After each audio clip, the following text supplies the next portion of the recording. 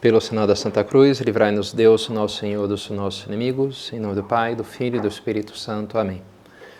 Meu Senhor e meu Deus, creio firmemente que estás aqui, que me vês, que me ouves. Adoro-te com profunda reverência. Peço-te perdão dos meus pecados e graça para fazer com fruto este tempo de oração. Minha Mãe Imaculada, São José, meu Pai e Senhor, meu anjo da guarda, intercedei por mim.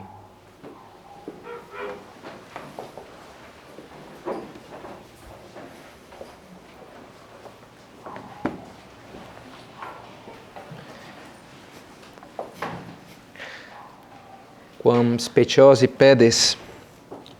O homem é um ser social e por isso está sempre comparando, julgando uns aos outros, é algo um pouco inevitável. E um elemento que entra muito disso na dúvida, que é a beleza, né? Bonito, não tão bonito. É frequente, inclusive, elogiar partes, né? A pessoa está com o cabelo dela muito bonito, os olhos são... Agora, o que não é tão frequente assim, me parece, é elogiar os pés. Tem uns pés lindos. Sei lá, acho que nunca ouvi alguém falar isso. Talvez você já tenha escutado. Mas a Bíblia faz um elogio aos pés, à beleza dos pés. Curiosamente, no livro do Isaías e depois citado em Romanos. Quam speciosi pedes, como são belos os pés daquele que vai pelos montes anunciando a paz, anunciando coisas boas. E achei bonita uma citação que faz o Beato Álvaro desse versículo. Está no livro da entrevista, que ele publicou uma entrevista sobre São José Maria, que ele acho que é o último capítulo, que é inteiro sobre o dia 26 de junho de 75. Ontem fez 50 anos do dia em que faleceu São José Maria. E narra, né, minuto a minuto, é muito intenso emocionalmente, como dá para a gente imaginar. E tem uma cena que justamente já está o cadáver de São José Maria na igreja prelatícia, diante do altar, paramentado. Tipicamente se enterram os sacerdotes com casula, com paramentos sacerdotais. Então está ali. E Dom Álvaro está do lado, a igreja prelatícia, os bancos ficam do lado assim, né, olhando para o outro, mais que voltados para o altar.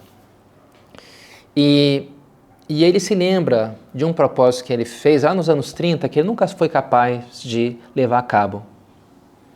Porque quando ele fez o seu pedido de admissão na obra, teve um ritozinho lá que ele fez junto a São José Maria e outras pessoas que estavam ali, e que terminando ele assumia os compromissos de abraçar aquela vocação, de levar a cabo, né, aquela missão, aquela espiritualidade. E no final, então, São José Maria se ajoelhou no chão e beijou os pés dele, repetindo esse versículo. Quam speciosi pedes evangelizationem patrem, evangelizationem bona. Como são belos os pés daqueles que vão anunciando a paz, anunciando coisas boas. Depois isso se suprimiu. Nunca beijaram os meus pés. Né? Ungir as minhas mãos e beijar as minhas mãos, isso é verdade. Quando a gente se ordena, tem o beija-mão, né, que é uma coisa tradicional, né? Mas os pés não, ainda bem. Mas aquilo ficou, né, Dom Álvaro, ele falou, poxa, um dia ainda vou retribuir esse gesto do padre, né, de São José Maria. E aí ele nunca fiz isso, agora ele não pode mais se defender, agora é a hora, né? A gente poderia dizer, olha, vai fechar o caixão, quem beijou, beijou, quem não beijou, não beija mais, né? Literalmente era aquela ocasião ali.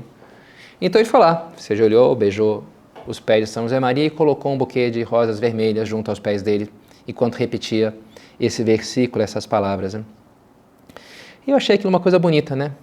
De fato, né? Uma pessoa que passou pela vida levando bem, levando alegria, levando a paz. Como é bonito, né? Os pés, enfim, a vida de uma pessoa assim, né? Onde ela foi, ela levou, semeou paz e alegria. São José Maria dizia que é o que a gente tem que fazer, semear paz e alegria. E não só quando as coisas estão bem, sei lá, né? Quando meu time venceu, quando as coisas, então, o mundo sorri, a vida sorri, mas também nos momentos difíceis, quem sabe sobretudo aí, nos momentos difíceis, né? Ele falava, inclusive, que a gente está chamado a fazer a mortificação do sorriso, sorrir com uma forma de mortificação. Isso, se a gente pensar bem, pode ser algo um pouquinho surpreendente, que alguma pessoa pode escutar isso e falar, não sei se eu gosto muito dessa ideia. porque acho que o sorriso tem que ser uma coisa espontânea, né? Se eu forçar o sorriso, vou sorrir para forçar, né? Parece. Uma vez uma pessoa me parou na escada, até acabei de trocar uma mensagem com ele agora, lá no Rio de Janeiro. Pera um pouquinho. Ele olhou na agenda assim, perguntar ao Pedro como é que foi. E aí, como é que foi a tua prova, né? No fundo, era como eu fiz o propósito de me interessar por você. Cara, vai passear, né? Você tem que fazer o propósito. Então aquilo como que não vale, né? Se não é... Ainda que vale, mas tudo bem. Mas aí ele fez para avacalhar, no fundo, era o estilo carioca, né, de deboche. Mas pode parecer um pouco assim, sei lá, artificial, meio falso, né? Eu vou forçar aquele sorriso meio falso, né, a gente fala, né? E portanto não tem muito valor o sorriso, tem que ser algo espontâneo, normal, natural. Também a gente pode ter uma repulsa também diante das redes sociais, em que, né, todas são fotos sorrindo, né, todas as fotos nossas são... Eu sou uma pessoa bem-sucedida na vida e bonita, e tal. Todas as fotos têm super sorriso, né, ninguém posta foto chorando, né. Então às vezes fica uma coisa um pouquinho artificial, olha só como eu sou, né, uma mulher de sucesso, olha só como é a vida sorri para mim. E talvez aquilo não seja tão verdadeiro assim, né. E nos cause uma certa repulsa, talvez dá um sentido meio mágico do pensamento positivo, um não dar espaço para o papel da tristeza na vida. Pode gerar uma certa... Até um convívio que eu estava em janeiro, um convívio mais longo, era aniversário de uma pessoa, então alguns prepararam música, outros fizeram... E uma pessoa fez um sketch, um número cômico, 2 pessoas, que era a entrevista com o Dr. Fracasso, que ele tinha publicado o último livro, que ele era de derrota em derrota até o fracasso total. Então ele era um grande advogado do fracasso, que todo esse positivismo tóxico de hoje em dia, esse pensamento positivo, nojento. O fracasso, a vitória é meio exclusivista, o fracasso é democrático, todo mundo pode fracassar, né? Então era tudo assim, né? Uma palhaçada ao redor do valor do fracasso e tudo. E fez muito sucesso, o pessoal ficou repetindo as frases do Dr. Fracasso ao longo de todo o convívio. Às vezes pode parecer um pouco mortificação do sorriso, pode não parecer uma coisa tão interessante assim. E no fundo eu queria fazer nessa meditação uma certa apologia dessa ideia, de que a gente pode encarar sim o sorriso como uma forma de servir o outro. Não só como uma manifestação espontânea da alegria, que também é, não há dúvida, né? Mas também como um desejo de servir as outras pessoas. E vou primeiro então tratar de explicar por que isso é assim, porque a gente pode entender o sorriso como uma forma de serviço, e depois falar dos efeitos que isso pode trazer para nós e para as pessoas do nosso redor, né? Primeiro, começando isso, como é algo legítimo, mesmo quando não tenho vontade. Sorrir mesmo quando não tenho vontade. E aqui me parece que a chave para entender por que isso pode ser uma coisa boa e não algo artificial e ruim, está na maneira de entender o próprio amor. Se a gente entende o amor como algo meramente passivo ou como algo ativo. A gente encontra essa diferenciação, por exemplo, já no livro do Stephen Covey, Os 7 Hábitos das Pessoas Altamente Eficazes. Um homem vem falar para ele, olha, eu vou me separar da minha esposa, acho, porque o amor terminou entre nós, o que você acha que eu tenho que fazer? Já faz tempos que a gente está distante um do outro, uma relação fria. E ele diz, e o conselho dele, olha, sabe o que eu acho que você tem que fazer? Eu acho que você tem que amar a tua esposa. E aí outros falam, não, mas você não entendeu. Eu amava, mas agora não amo mais. O amor acabou. E ele insiste, eu entendi sim, por isso eu te digo, você tem que fazer amá-la. No fundo, o outro está vindo com um conceito meramente passivo do amor, né? Amor é uma coisa que me acontece, né? Uma química lá, rolou uma química e me fiquei apaixonado. Claro que existe isso, né? Mas, ao mesmo tempo, ele fala, olha, mas você pode entender o amor de uma outra maneira, de uma forma ativa, como uma decisão da vontade, né? Eu escolho amar essa pessoa, escolho pôr amor aqui. E é assim, o amor é muito mais isso, né? Do que algo meramente passageiro, químico, hormonal, né? É uma escolha. Lembro, alguns anos, em outra cidade, estava meio brigado com uma pessoa da minha casa. E um hábito que a gente tem, os padres da obra, depois que a gente celebra a missa, tipicamente no centro dos rapazes, tem um acólito, alguém que ajuda, um ajudante na missa. Então ajuda ali, tira os paramentos e tal. E uma coisa tipo, obrigado, diz assim, né, obrigado. A gente permanece mais ou menos em silêncio, faz os 10 minutos de ação de graças logo depois da missa, mas agradece, né? Me ajudou aqui, um ajudante. Às vezes é mais um atrapalhante do que um ajudante, mas mesmo assim a gente agradece, né? Mas eu me lembro que eu estava meio brigado com aquela pessoa E eu, cara, não quero dizer obrigado, não quero sorrir, dizer, eu não tô... Seria algo falso, né? Não quero falar obrigado, não quero, né, dar sorriso assim, seria uma coisa... Né? Mas eu pensei, nossa, que bobagem, né? Que idiotice, né? Não, eu tô obrigado contigo, não vou... Cara, sei lá, menino de 5 anos de idade isso aí, né? Pelo amor de Deus, passa por cima disso e pronto, né? Sorri, rapaz, bobagem, né? Claro que é uma decisão que eu posso ter. Outra, era também, muitos anos atrás, um jogo de futebol que estava ficando irritado com outra pessoa e cada vez a coisa ia escalando. Aí eu reparei que eu estava assim muito, nossa, bravo, né, querendo pular no pescoço. Aí eu comecei a pedir ao Espírito Santo em concreto, mas muda aqui meu coração e isso aqui não está legal, né? E de fato foi uma coisa meio mágica, assim, porque a outra vez que a pessoa veio para reclamar, para brigar, me veio um sorriso super espontâneo, assim, né? E eu dei um abraço, e ele também sorriu, né? Se sorrir, a pessoa sorri. E ali acabou, desmanchou, sabe? Numa coisa assim, na hora, se desfez aquela raivinha idiota. E, cara, que bobagem, né? Uma graça de Deus. É uma coisa assim, sabe? Funciona, né? Eu não quero ficar bravo, eu escolho. Tá bem com essa pessoa, eu escolho sorrir para ela. É uma atitude. Santa a Madre Teresa de Calcutá, né? Que a gente se empenhe em sempre encontrar os outros com um sorriso, porque o sorriso é o princípio do amor. Bonito isso aqui, né? O sorriso é o princípio do amor. Eu quero amar, por isso eu sorrio. É um primeiro passo. Quem sabe eu não amo ainda, sei lá, essa pessoa me cai mal. Mas eu não quero ficar assim. Eu quero construir uma relação diferente. Que a gente se empenhe em encontrar as pessoas com um sorriso, porque o sorriso é o princípio do amor. O Papa Francisco citava até uma dessas ideias da Madre Teresa num tweet no X. Madre Teresa gostava de dizer, talvez não fale a língua deles, mas posso sorrir. Você fala hindi, não, você fala swahili, eu não falo, mas sorrir eu posso, né? E comentava o Papa Francisco, levemos no coração o seu sorriso e o ofereçamos a quem encontrarmos no nosso caminho, especialmente aqueles que sofrem. Assim abriremos horizontes de alegria e de esperança. Interessante, né? Oferecer o meu sorriso. Dizia um autor também americano, um sorriso sincero é a linguagem universal da bondade. Tem essas frases boas, né? Uma linguagem universal, né? Acho que até os bichos, né, entendem um sorriso, que é bravo, né? O cachorro lá abanando o rabo, ou, né, sei lá, tá com medo. Tem esses videozinhos do cachorro que aprontou e ele tá com uma cara de culpado, assim, né? Tá com medo da bronca que ele vai levar. É engraçado, as emoções também os animais demonstram. E a alegria é uma coisa que muitas vezes a gente consegue transmitir para qualquer um, a linguagem universal do amor. Um sorriso transmite muito. É uma forma de você dizer para alguém, olha, eu estou aberto a interagir contigo. Eu estou contente com a tua presença aqui. Eu aposto que você tem muitas coisas interessantes aí dentro, pelas quais eu me interesso, pelas quais eu acho bom, né? Isso é um sorriso, essa atitude aberta que a gente pode ter com as pessoas ao meu redor, né?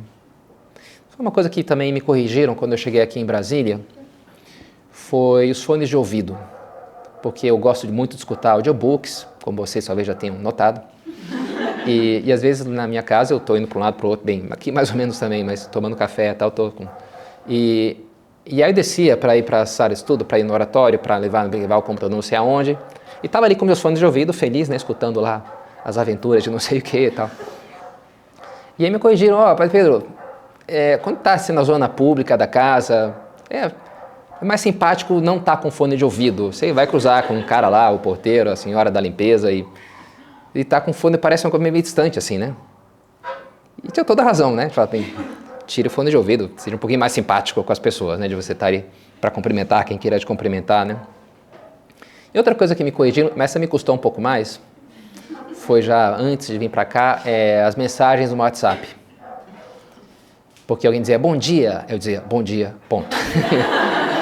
E me explicaram, Pedro, põe bom dia, exclamação. Aí eu, mas por que exclamação? Não tô. Uau, bom dia. Sei lá, bom dia, cara. Me parecia algo meio também artificial, né? Não, mas aqui para as pessoas fica muito seco, né? Só bom dia, ponto e eu me resisti um pouquinho e falei, não, sei lá, se criou uma linguagem diferente, né? Nos meios digital e você só dizer bom dia, ponto, parece muito seco, ou você está bravo, né? Eu confesso que eu ainda me resisto um pouquinho, talvez por teimosia. Por exemplo, eu nunca uso o emoji rindo com lágrimas. Porque já me parece um exagero. Cara, não tô chorando de dar risada. Isso aqui não é verdade, isso aqui é uma coisa. Usa o sorriso lá, sorrindo e tal. Mas dando chorando, acho que já é demais, né? Isso aqui eu vou resistir, porque essa inflação da linguagem me parece que não é uma coisa boa. Pode ser uma teimosia minha, mas cada um com as suas manias, né? Mas, ao mesmo tempo, é verdade que é um âmbito, né? Esse âmbito da comunicação digital, que é importante a gente pensar nisso, né? Nessa amabilidade. Aqui, a gente estava essa semana, escutei uma entrevista com uma estudiosa que escreveu um livro chamado Linguagem Corporal Digital. Já o título, acho que está tudo ali no título, né? A ideia do negócio, né? Linguagem Corporal Digital, ou seja, a comunicação, a gente sabe, grande parte dela é linguagem corporal.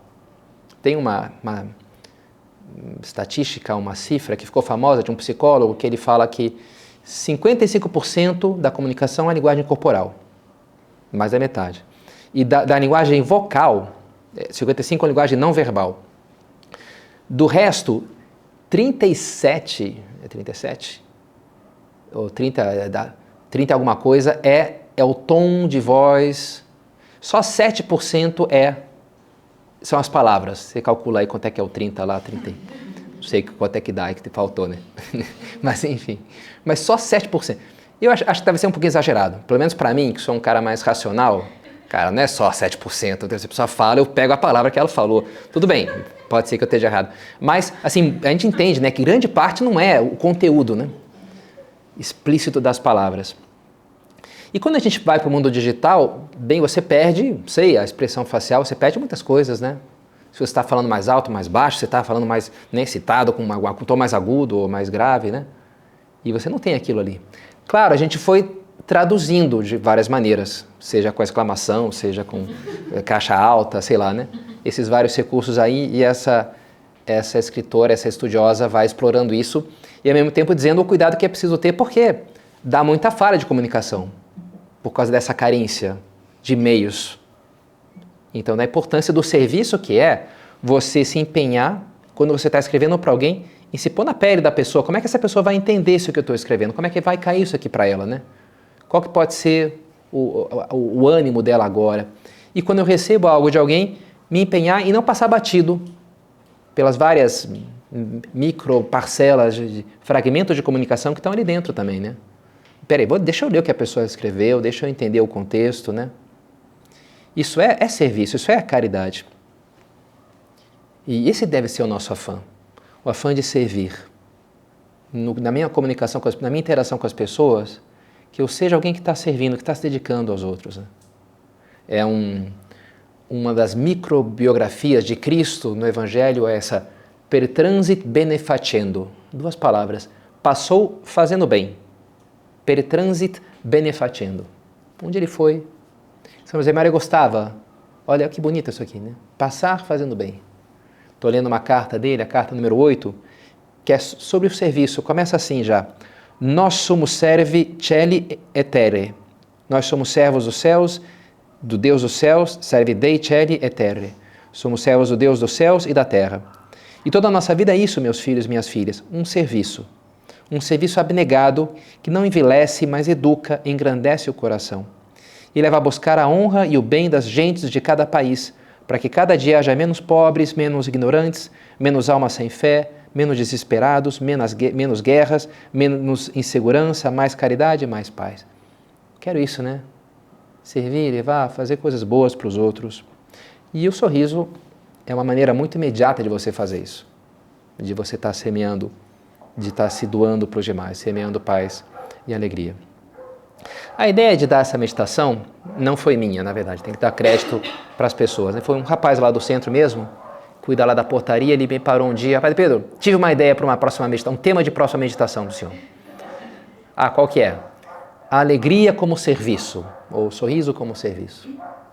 E ele me explicou, eu posso estar aqui na portaria recebendo as pessoas, sei lá, de cara fechada, ou com um sorriso, ou com, né, com uma disposição, olha, estou aqui, estou contente. Já muda, né? E ele ainda me contou a historinha de um desenho que ele viu. Então pronto, deu um tema e uma historinha, pronto, aqui já a meditação é mais um pouquinho, já sai, né? Que foi o Como Treinar o Seu Dragão. Acho que agora tem um filme, né? Mas acho que vi o desenho, eu também vi o desenho, é legal. E ele falou, não, no fundo, porque tem, qual que é a chave do desenho, desse filme, da história? é um rapaz viking que fica amigo de um dragão. E só que os vikings, toda a vida dos vikings é combater os dragões, e os dragões vivem também fugindo e causando estragos lá para os vikings, né? Então você fazer uma amizade é um pouco, sei lá, né? Romeu e Julieta, é uma coisa assim, né? Você junta dois mundos ali que não se conversam, né? E aquilo muda tudo, é muito poderosa como a transformação que vem dali. Quando eu descubro que eu não preciso olhar para o outro como um inimigo, como uma ameaça, como alguém que eu tenho que combater, e aquilo muda tudo, né? Porque muda o meu olhar de negativo para positivo, de aberto. Uma história, um exemplo anti-exemplo, uma história oposta a isso, acho que é o do Frankenstein, do livro do Frankenstein, que é um livro bem interessante, eu gostei. Que se você ler, você vai descobrir que o monstrengo, ele não era nem lento nem burro. O Frankenstein do livro mesmo, não é nem lento nem burro. Pelo contrário, além de forte, ele era ágil e bem inteligente. Aprende as coisas com rapidez e a primeira disposição dele é uma disposição muito bondosa. Ele não era mau, ele não começa mal. Ele só tinha um problema. Ele era feio, ele era muito feio. Todo costurado, né? Aí sim, bate um pouco a imagem que a gente tem do Frankenstein, né? Aquele negócio monstruoso, né? E porque ele era assim, quando ele acordou, ele nasceu para o mundo, aprendendo a falar, mas as pessoas olhavam para ele e ficavam apavoradas. Porque diziam, bem, esse homem vai me engolir aqui, feio assim deve ser. Já interpretavam julgavam que ele era uma pessoa muito má. E não era verdade. Mas na base de julgá-lo como mal, as crianças jogavam pedra, o pessoal fugia, maltratavam ele e ele terminou virando de fato muito mal e cruel. Um pouco como vingança do mundo, né? É um pouco essa história, né? Então é interessante, né? No fundo, o efeito que produz a maneira como eu olho para os outros. Pode ser negativo, e nesse nosso tempo de polarização, de atrito, né? De já olho para alguém, meu inimigo, isso aqui gera um mal-estar, gera um conflito, né? Ou pelo contrário, né? Se a minha atitude, essa atitude de abertura, aquilo pode ser algo poderosamente transformador. O poder transformador, no fundo, da misericórdia, da bondade, que eu vejo que aquela pessoa como algo bom e eu transmito isso para ela. Domingo a gente vai celebrar a festa de São Pedro e São Paulo. É o meu onomástico, né? São Pedro, rezem por mim. Domingo agora, atenção.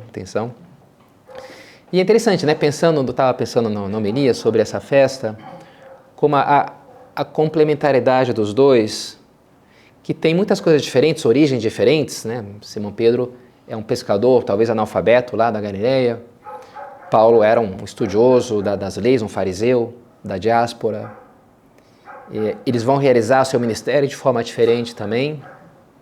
São Pedro é mais a coisa da solidez da fé, é o centro da fé, né? As pessoas que vão lá e é o sólido, a solidez, né? Do credo. E São Paulo, pelo contrário, é a expansão, é levar a fé para os outros lugares. E também expansão teológica, ele vai explorar muito a coisa do pecado original e tentando explicar a redenção. E, no entanto, eles têm, de uma maneira, uma origem comum na misericórdia de Cristo. Todos nascem da misericórdia do Senhor. São Pedro, porque faz tanta bobagem, trai o Senhor, mas mesmo assim Jesus insiste nele, né? E confirma ele. Tu, uma vez convertido, confirma os teus irmãos, né? Tu me amas, apacenta as minhas ovelhas. E São Paulo ainda mais, era um perseguidor da igreja, e Jesus olha para ele, vai ao seu encontro, e o puxa, e o escolhe. Miserando ad coeligendo, era o lema do Papa Francisco, né? Escolhe olhando com misericórdia. Mistura misericórdia e escolha e vocação. Jesus que aposta, através da sua misericórdia, aposta neles e assim os puxa, e assim os transforma, né? E é isso que a gente tem que fazer. É algo forçado? Me esforçar para receber as pessoas com um sorriso, algo artificial? Olha, depende. Pensa, e se você se empenha em olhar o que as pessoas têm de bom, nem que seja a sua bondade potencial. Então, eu estou vendo algo de bom aqui, estou vendo algo de positivo, que todo mundo tem, né? E é isso que Jesus vê em nós. Eu posso não ver, mas se eu me esforço, eu sou capaz de ver. Só não tem um lado bom, quem está no inferno, né? Os demônios, as almas condenadas, essas queimaram tudo que tinha de bondade, é verdade. Não dá para você ter pena de um demônio. Não dá para você amar um condenado no inferno, porque ali já não sobrou nada de amável. Agora, as pessoas que estão nesse mundo, todas ainda têm algo de bondade, um fundo positivo, e que eu posso escolher olhar e transmitir para a pessoa quando eu olho para ela dessa maneira, né? Dizia o Papa Bento XVI na Deus Caritas Est, se eu vejo o outro com os olhos de Cristo, eu posso dar muito mais do que coisas externamente necessárias, posso dar-lhe o olhar de amor de que ele precisa, né? Esse olhar de amor. Olhar com os olhos de Cristo, hoje a gente está celebrando o seu Sagrado Coração, né? Esse coração bondoso, esse sentimento de misericórdia. O sorriso é isso. Não sei se vocês leram o livro da Poliana, está meio baixa, né? Sempre que eu escuto alguma referência a Poliana é negativa, uma coisa assim, ingênua e meio boba, né? Mas eu gostei do livro, claro, é infanto-juvenil, mas é legal, assim, como ela, como é que é o jogo do contente, né? De pensar bem e tal, sempre contente. E transforma. Não me parece muito bobinho, não. Sei lá, chega lá a senhora lá, que é uma chata, desgraçada. Mas a Poliana, super bondosa com ela, vai pouco a pouco, né? Derretendo aquele coração de ferro e aquilo vai e transforma, né? E é uma coisa legal, né? Você vê o lado bom e tirar o que as pessoas têm de bom. Madre Teresa uma vez perguntou, os professores perguntavam para ela, o que a gente pode fazer para ser melhor professor? E ela disse, sorriam. Falem sério, sorriam. Interessante, né? Só sorrir você já vai te fazer de você o melhor professor. Ao invés de chegar na sala de aula, né? Com aquela cara assim fechada. Mas o sorriso abre os corações, toca as pessoas, ajuda, transforma. Nesse sentido é muito tocante a biografia da Montse, da Montserrat Graces, que eu escutava recentemente, que ela tem muito jovem e pega uma doença muito grave, né? E morre com 17 anos. Mas é muito bacana como ela santifica aquilo. E ela não transmite a sua dor, pelo contrário, ela se esforça em estar alegre, em estar sorrindo. Peguei uma dos muitos exemplos, das narrativas. Isso era uma coisa que mais me impressionava nela, porque ela se entregava tanto aos outros que era muito difícil saber quando algo lhe doía ou não. Lembro-me que um dia cheguei à casa dela e vi que estavam com ela suas primas e as suas amigas de Seva, contando coisas divertidas. Seva era um povoado onde eles passavam as férias. Uma casa de campo, assim.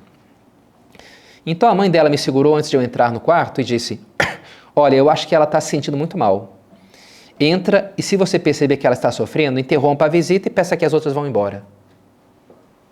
Entrei e a vi tão animada, recordando tantas coisas de Seva e das férias e das apresentações de teatro, que não comentei nada, até que foram elas mesmas, as amigas e as primas, que decidiram que ia embora. Então, no exato momento em que elas saíram e fecharam a porta, a Monte exclamou, ai, não aguento mais, não aguento mais, não aguento mais. E tirou, de repente, o cobertor, porque já não suportava mais o peso sobre a perna. Chamei a sua mãe imediatamente e tentamos acalmá-la como pudemos, porque ela estava com uma dor intensíssima, dor que minutos antes eu nem tinha conseguido nem perceber.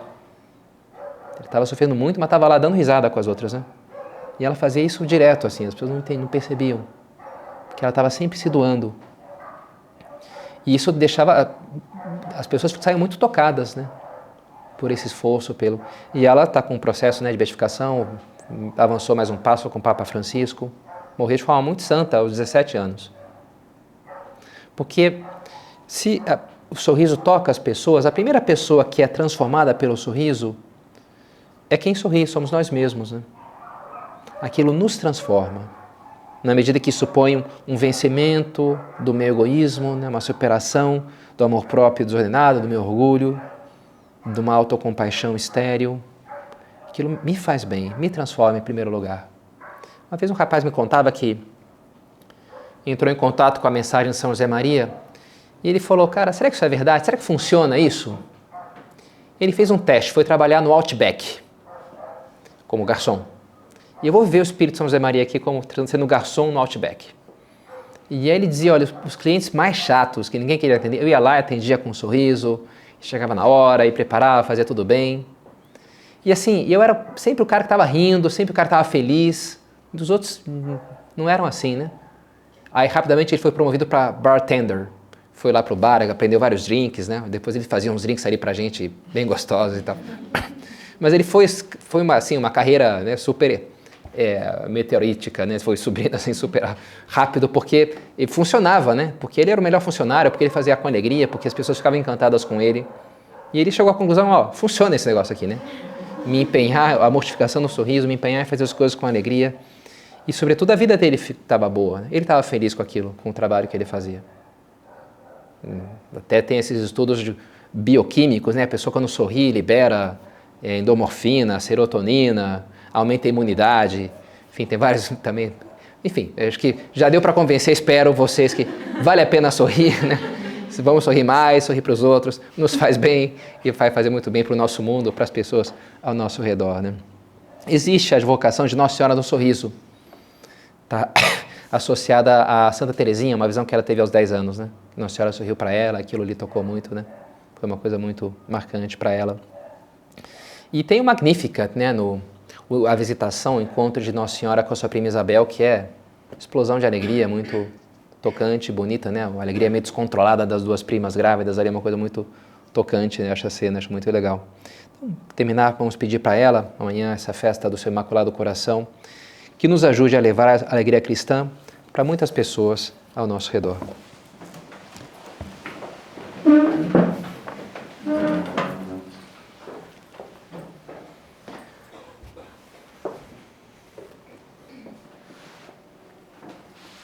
Dou-te graças, meu Deus, pelos bons propósitos, afetos e inspirações que me comunicaste nessa meditação.